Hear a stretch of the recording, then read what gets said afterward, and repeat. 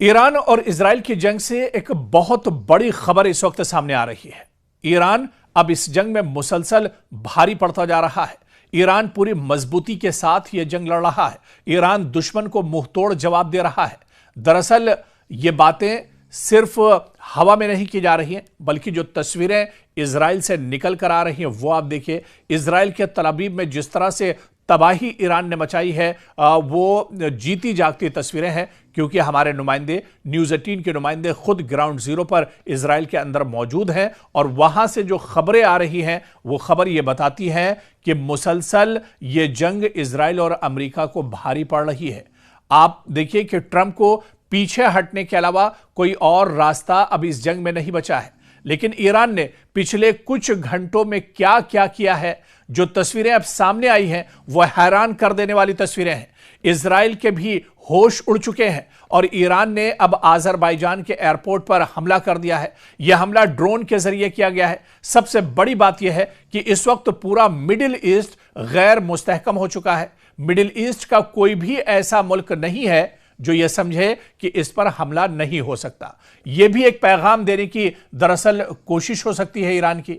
लेकिन जैसे ही यह हमला होता है तो आज़रबाईजान के सदर का बयान सामने आता है। वो कहते हैं कि इस हमले का हम अपने तरीके से बदला लेंगे। इसी वजह से पूरे मिडिल ईस्ट में इस कदर शदीद हमले देखने को मिल रहे हैं, क्योंकि अब इनके पास कोई एक ऐसा शख्स नहीं है जो इन्हें एक वाज़ेह हदफ दे दे या हिदायत दे दे। अब सब अपने अपने तरीके से कार्रवाइयां कर रहे हैं और कह रहे हैं कि हमें जिस तरह बदला लेना है हम वैसे ही लेंगे।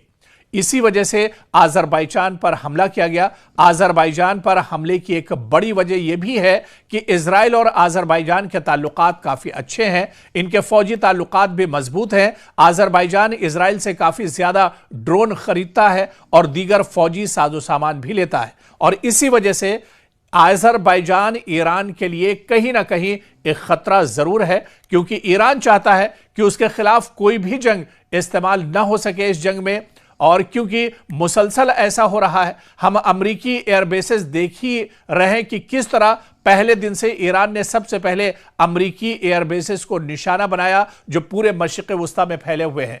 इजराइल में पहले दिन कम हमले हुए थे, लेकिन तकरीबन 400 मिसाइल पूरे मिडिल ईस्ट में दागे गए थे। इजराइल में इस वक्त सबसे कम हमले हुए थे जब सबसे ज्यादा हमले कतर में हुए थे। और अब आप देखिए कि अब ईरान ने भी अपने हमलों में शिद्दत लाई है। दरअसल चाहे आज़रबाईजान की बात करें, जहां पर अब जंग का दायरा लगातार बढ़ गया है, आज़रबाईजान में भी ईरान ने हमला किया है। इसके अलावा आप देखिए कि कब्रस में भी, जहां पर ब्रिटेन का एयरबेस है, जिस एयरबेस को दरअसल ब्रिटेन ने ये कहा था कि वो इजराइल को एक तरह से देगा या अमेरिका को इस्तेमाल के लिए देगा, तो कब्रस में अभी इस एयरबेस को भी ईरान ने निशाना बनाया। यानी ये सिर्फ जंग तेहरान से तल अवीव तक नहीं है, या ये जंग सिर्फ मिडिल ईस्ट की नहीं बची है, बल्कि इसके बाहर आसपास के जो ममालिक हैं, जो दरअसल अमेरिका और इजराइल के साथ खड़े हैं, जो अमेरिका और इजराइल के अलायंस है,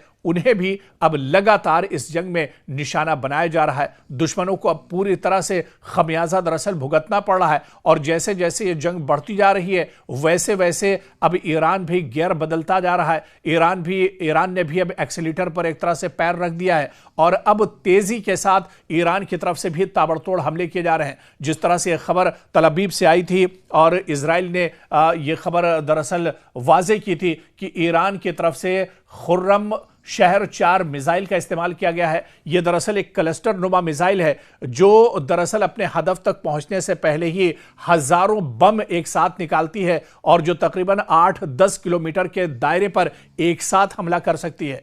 तो अब इस जंग का दायरा भी बढ़ रहा है और इस जंग में और भी ममालिक एक तरह से शामिल हो रहे हैं, और यह बताने के लिए काफी है कि जंग अब और ज्यादा खतरनाक होती जा रही है और इजराइल और अमेरिका के पसीने इसी वजह से अब लगातार छूट रहे हैं।